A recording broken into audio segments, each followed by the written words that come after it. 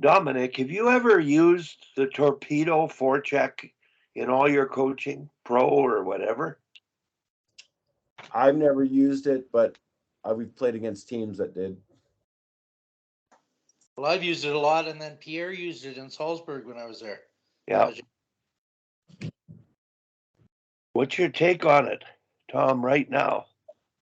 Well, I used it at Mount Royal. We were in the finals 4 to 5 years. Yeah. And when the players play it properly, there's just constant pressure. Yeah. Like you pass to the wing. You can't get out if you pass to the wing. Yeah. I found that if you forechecked it in an eye instead of two in, that then you took that little pop to the center out.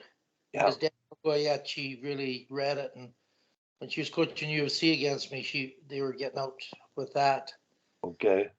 I don't know. And in the Red Bulls, we just swarm teams all the time. Yeah. Like for kids hockey, it's not great because it really set up, where you're playing, kind of thing. Like I know that it's almost like the left wing lock and Scotty Bowman in Detroit. I've been told nobody wanted to play left wing because So what he did is he set the left side lock. So F3 became that position. Yeah. Then you can pitch. And nobody gravitated to the left side. Well, he won a few Stanley Cups there, so. Yeah. Well, I wanted to bring it up because Jordan, Matt Holmberg at Queen's University, and this is really interesting for everybody.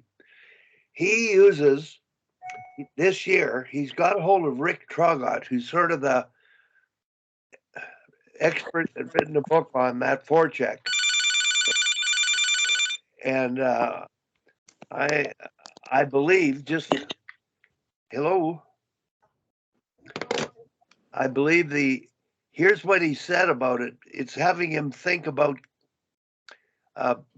bringing Sophie.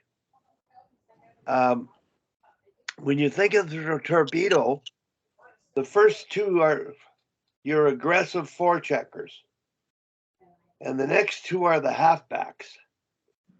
And in that framework, she would be the halfback. Mm-hmm.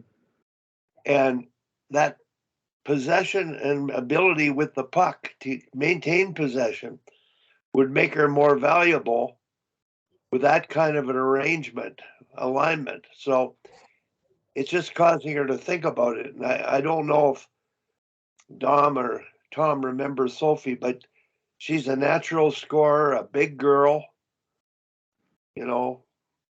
and not a great skater, but she is a natural scorer. So I think he's a little more receptive to her now that I got to talk to him. And I also mentioned that. What's that? Would she play right D? I don't know. Like, what does she shoot, Jordan? Do you know? She doesn't play D. She's a right-hand shot. Right-hand shot center. The right D is up on that side is like a forward. And if you have a good offensive right D, they can really. I had one girl play that, and she was a first-team All-Star 3 years in a row at Mount Royal. She's never played D, Tom. She's just been a center, Jordan? Yeah, center and winger. So. Well, she'd be low in the zone if she's a center. Job's a little different in the zone, but not that much. Yeah. Well, she would have to line up at center, but be the right D. You know what I mean?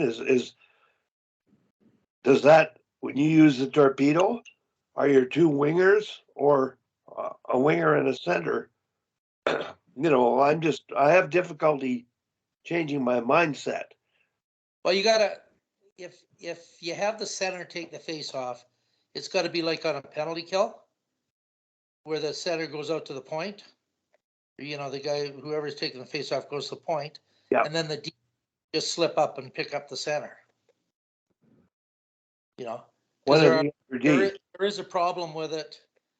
Otherwise, you have the defenseman taking the face off. Yeah. Which you know. I don't know if everybody understands or not, but it made sense to me. He never thought of it, but the value of her to be able to play at that level made him reconsider her in terms of being a recruit. But Yeah. who knows?